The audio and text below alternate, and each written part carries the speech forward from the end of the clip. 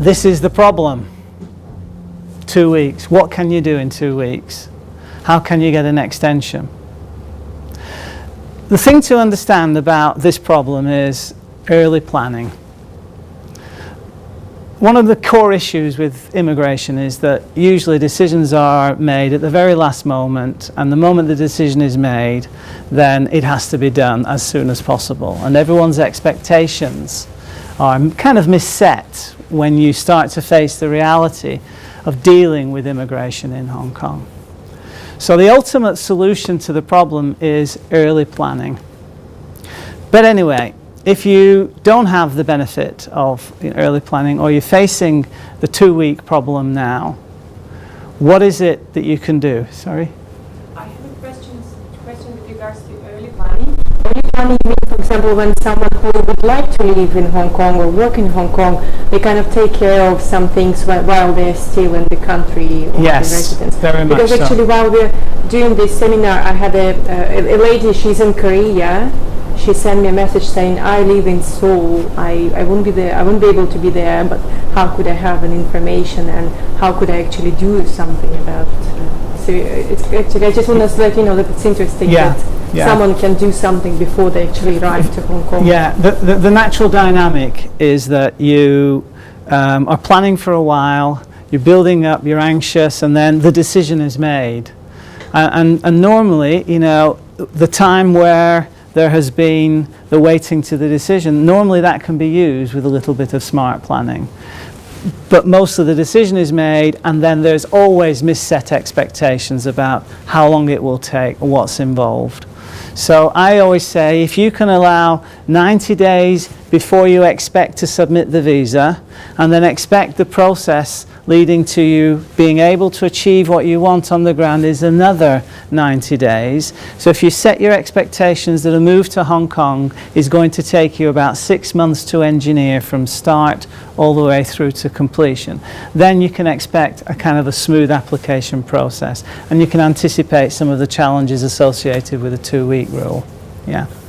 But if you've got the problem, how can you work to extend your visitor visa? Well, you could make a one-time application down at Immigration Tower and smile sweetly at the officer and have a really good excuse, and they may give you a 1-week extension, possibly. If you try a second time, they'll probably not entertain you at all. The problem about dealing with the visitor visa extension section is that they are inundated with applicants who have all got different stories, they've all got different motivations, and they've all got their own challenges. And so the immigration department just don't take on board any of the emotional flack. They just look at a situation and they will make a hard decision, because they know, or they could understand, that if you've been here once and you're in your 2-week limit of stay and you need to extend that, they know that you can go to China or you can go to Macau and then come back again and get an extension that way, which saves them in Wan Chai the process of dealing with the paperwork to enable that. But going forward, if you're facing this problem, how do you essentially manage it? Well, understand that you can probably come and go without being challenged on 3 separate occasions. So that should give you about 6 weeks. If you need to come and go subsequent to that, normally it will mean that you've got an active application in the system and that you're in Hong Kong awaiting the decision on that application. Now, the immigration officer may chide you for having come to Hong Kong before your visa was approved, but normally if they have proof that you're here and you're going through the process of making an application for a residence visa, it's in the system and a decision is imminent.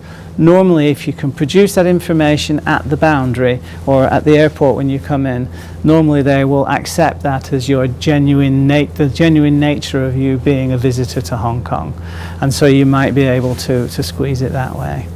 Another way to anticipate this problem is, as I say, is through planning.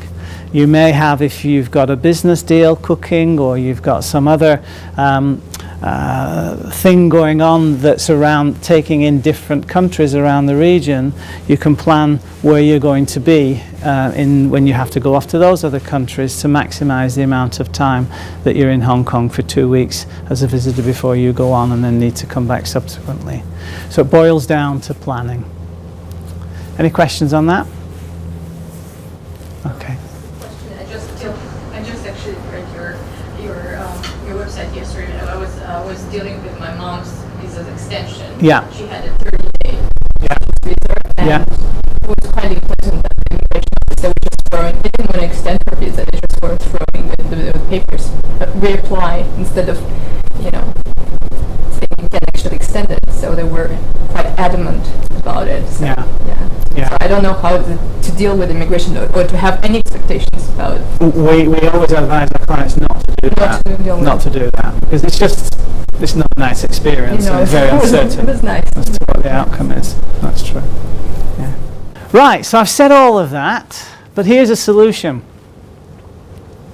The solution is as follows. If you have a history of coming to Hong Kong via the airport on at least 3 occasions in the last 12 months, and you have an employment or a business interest back in your home country, and that you need to frequently visit Hong Kong to pursue the interests of your employment or your business back in the home country, and you have a good contact in Hong Kong who will serve as a kind of a commercial reference for you.